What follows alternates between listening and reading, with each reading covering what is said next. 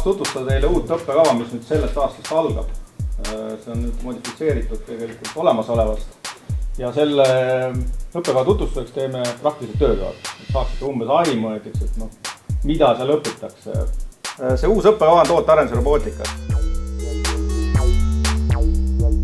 Tänapäeval tegelikult, nagu te tõenäoliselt olete tähele pannud, on robootika peab igas eluvaldkonnas.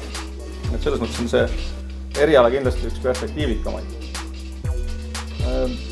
Nüüd selle eriala õppimise võimalusi ka Eestis väga palju ei ole, nii et siin Tehnikaülikoolis on tõenäoliselt need võimalused kõige paremad ja samas uus eriala, seal on ka mitmed uued õppeained.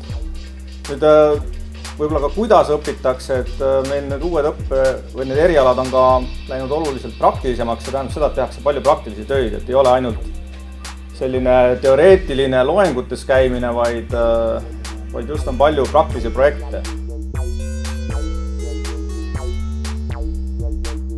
Nüüd sellest töötoast natuke paari sõnaga, et siin kasutame siis Arduino platvormi.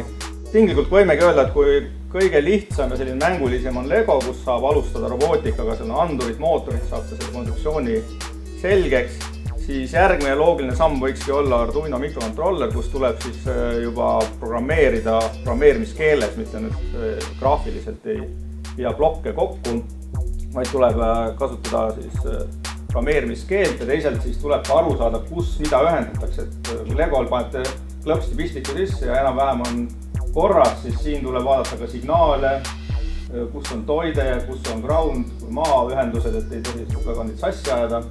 Ja peab juba vähe täpsemalt aru saama, mida miski andur teeb, kuidas ühendada, mis tüüpi signaalid seal on ja nii edasi.